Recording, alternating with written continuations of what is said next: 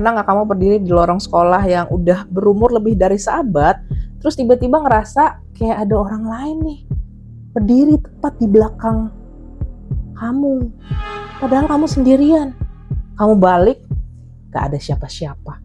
Tapi bau wangi sabun tua yang bercampur bunga kamboja langsung tercium gitu samar-samar. Dan telingamu dengar suara desis daun yang panjang yang bergesekan dengan lantai. Padahal di sekelilingmu hening total.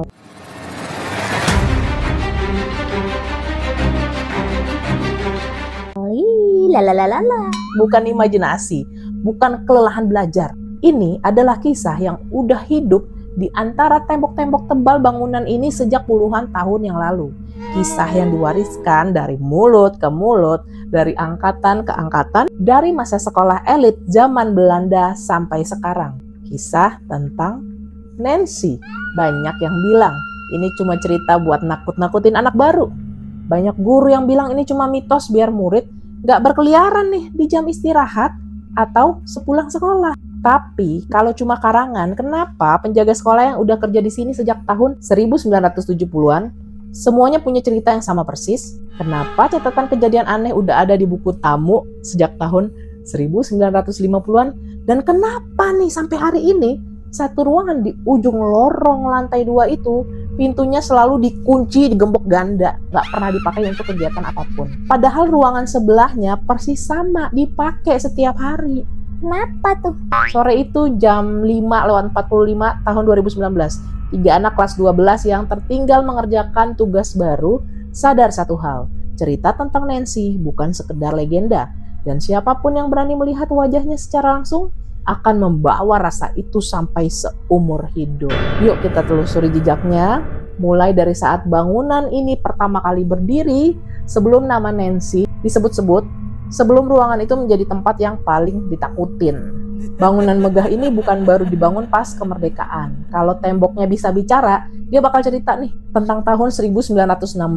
Saat itu, arsitek terkenal asal Belanda bernama Charles Prosper Wolff Shoemaker merancang gedung ini dengan gaya yang kokoh dan megah.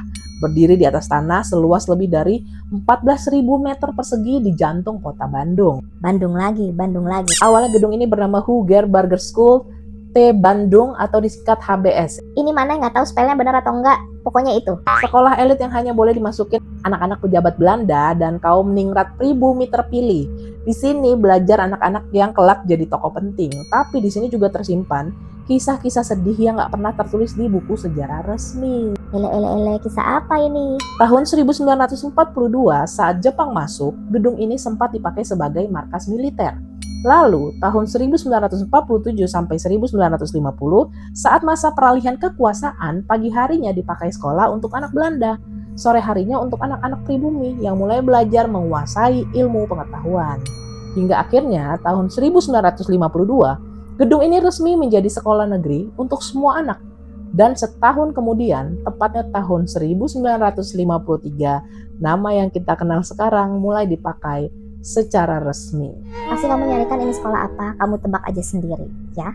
Selama lebih dari 1 abad ini, gedung ini menyaksikan ribuan anak masuk dan keluar. Tapi satu sosok sepertinya nggak pernah benar-benar pergi. Kasian banget ya, dia stuck di situ aja. Berdasarkan cerita yang beredar dari mulut ke mulut, sejak zaman HBS dulu, Nancy adalah seorang gadis muda keturunan Belanda yang tinggal di kawasan ini. Ada yang bilang dia murid di sini, ada yang bilang dia sering datang ke ruang seni di ujung lantai 2 itu untuk melukis. Hidupnya nggak mudah, kasihan, cintanya nggak direstui keluarganya, dan dia merasa sendirian di tempat yang seharusnya menjadi rumahnya. Suatu hari di tahun yang nggak tercatat jelas ya, dia ditemukan nggak bernyawa di ruangan itu. Nggak ada tanda-tanda dia berantem gitu, kelahi. Bahasanya kelahi ya, kayak zaman purba ya. Terus nggak ada pesan terakhir yang ditemuin. Sejak saat itu, pintu ruangan itu sering kebuka sendiri, lampu nyala. Padahal aliran listriknya tuh udah diputus dan terdengar suara tangisan pelan setiap mau senja. Ada yang bilang Nancy masih nunggu seseorang yang nggak pernah datang buat ngejemput dia. Ada yang bilang dia takut ninggalin tempat yang menjadi saksi masa-masa paling bahagia sekaligus paling menyedihkan dalam hidupnya. Apapun alasannya, sampai hari ini dia masih ada di sana. Oke, di cerita ini semua namanya disamarin ya. Pak Darmo, penjaga sekolah yang udah pensiun tahun 2018. Matanya berkaca-kaca saat bercerita. Saya pertama kali ngeliat tahun 1979 saat saya ngambil kursi di ruangan sebelah. Saya kira ada murid yang terlambat. Saya panggil lah, tapi dia diem aja nih berdiri membelakangi saya di dekat jendela. Saat dia perlahan menoleh, wajahnya pucat banget, matanya kosong dan senyum yang penuh kesepian luar biasa. Saya nggak bisa teriak, nggak bisa lari. Pas jam dinding berbunyi nyaring, dia hilang seketika. Sejak hari itu saya selalu menaruh segelas air di depan pintunya setiap hari Jumat. Ulala baba. Banyak versi cerita tentang siapa Nancy sebenarnya, tapi semuanya bermuara pada satu kesamaan. Dia adalah gadis yang terluka hatinya yang gak sempat meluapkan perasaannya sebelum pergi. Versi pertama, Nancy adalah murid HBS yang jatuh cinta pada seorang pemuda pribumi. Wadidaw. Hubungan itu dilarang keras keluarganya saat mereka berjanji akan melarikan diri. Pemuda itu nggak pernah datang. Dia nunggu berhari-hari di ruangan itu.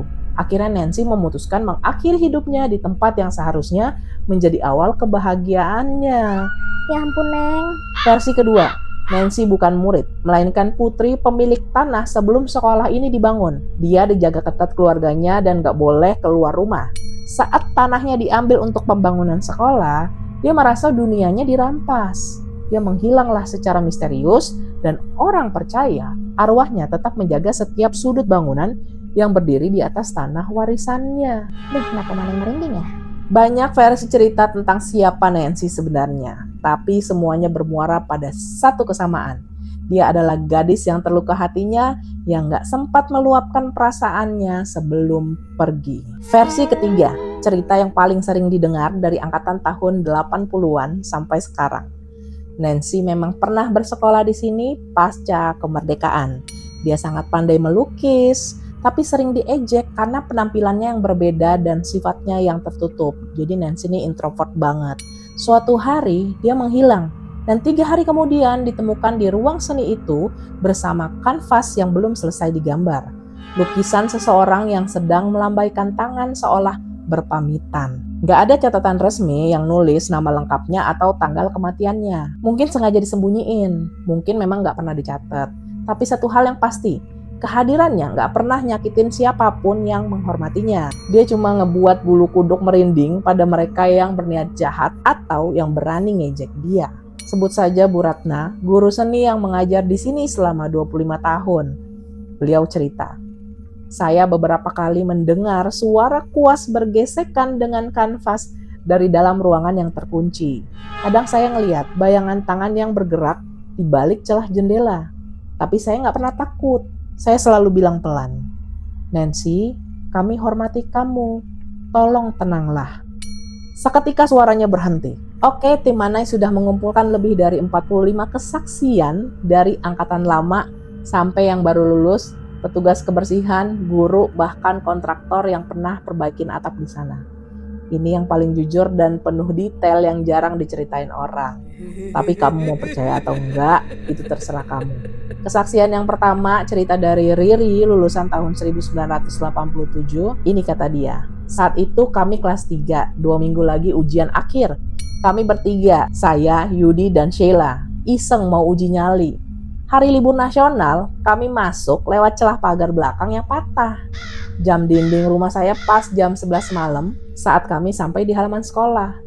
Udara malam itu aneh banget, dingin nusuk tulang padahal bulan lagi terang-terangnya nih. Kami naik tangga batu lantai 2. Langkah kami bergema kencang di lorong kosong. Semakin dekat ke ujung, semakin kencang detak jantung saya.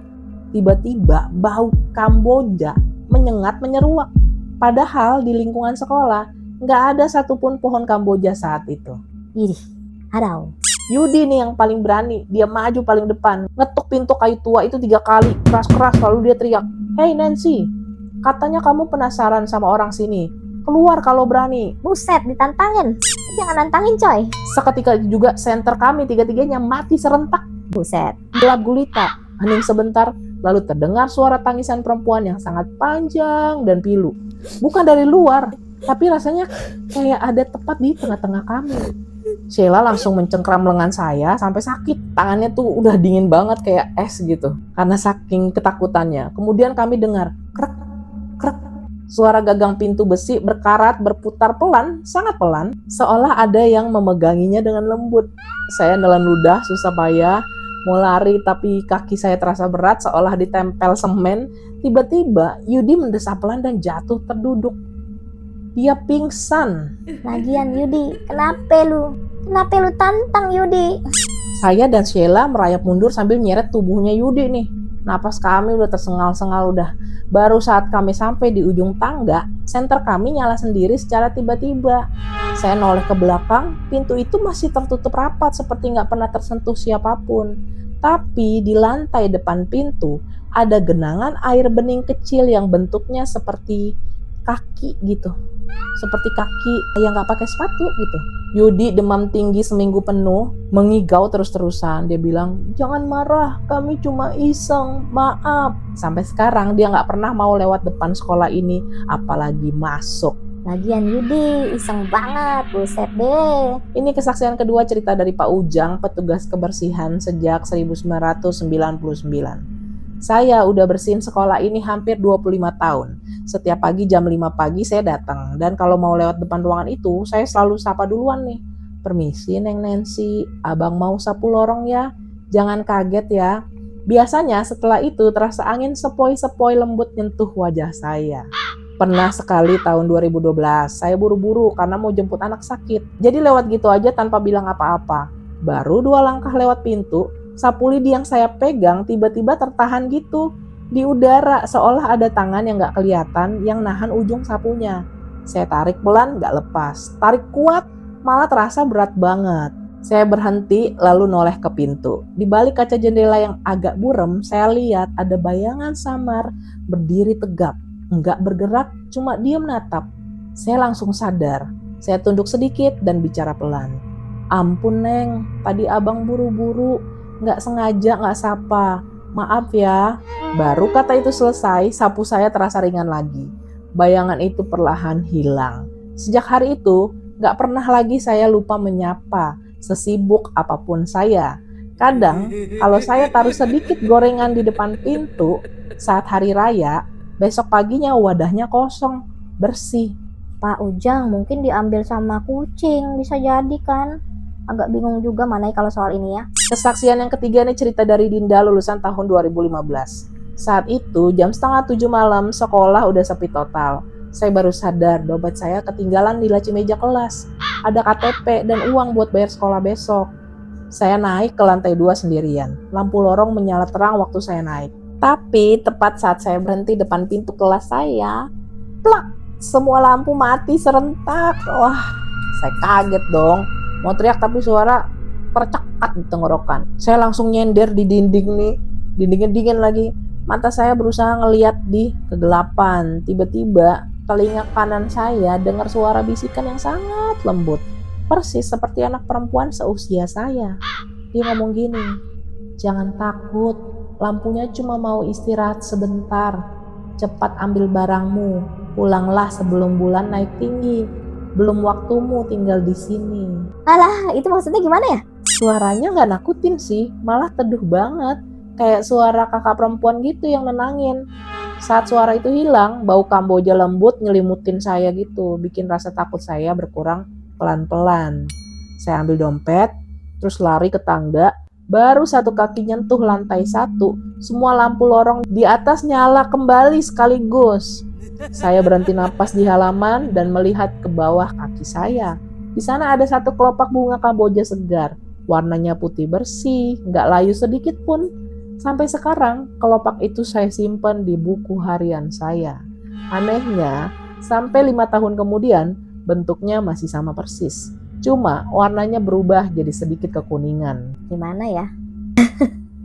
Mana dari tadi gimana ya? Kesaksian yang keempat, ini cerita dari Reza dan tim Pramuka, kejadiannya tahun 2021. Dia cerita gini, kami latihan persami di halaman depan, sekitar jam 6 sore, saat matahari itu baru terbenam. Langit warnanya udah orange gelap gitu, udara mulai mendung. Tiba-tiba teman saya Bimo nunjuk ke arah jendela lantai 2, ujung timur dan teriak pelan. lihat deh, itu ada apa? Kami berenam menoleh serentak. Di balik kaca jendela ruangan itu, terlihat jelas sosok perempuan tinggi, pakai gaun panjang putih sampai ke lantai. Emang kelihatan ya dari bawah ya? Rambutnya panjang terurai menutupi sebagian wajahnya gitu kan. Dia berdiri diam, kedua tangannya diletakkan di atas kaca jendela, seolah melihat kami dari dalam. Dau. Satu teman kami mau lari ke gedung utama, tapi kakak pembina nahan nih dan dia bilang, diam, jangan berisik, lihat aja, jangan berniat buruk. Selama sekitar 1 menit penuh sosok itu diam di sana. Buset, diem kayak gitu ya, ampun. Lalu perlahan dia mundur ke belakang dan menghilang seperti tertelan dinding. Jadi kayak lagi ngecekin gitu, Cok. Malam itu kami tanya Pak Darmo yang masih bertugas. Dia cuma senyum tipis dan bilang, dia cuma penasaran sama anak-anak yang mau berkemah. Dia suka ngelihat semangat kalian. Selama kalian sopan, dia nggak akan ganggu. Sampai sekarang kami berenam yang ngelihat itu nggak pernah lupa bentuk gaun putihnya yang bergoyang pelan tertiup angin dari dalam ruangan. Apa dia pakai kipas angin atau gimana ya? Sampai sekarang nggak ada yang tahu pasti kenapa dia nggak bisa pergi. Ada yang bilang terikat janji yang nggak terpenuhi.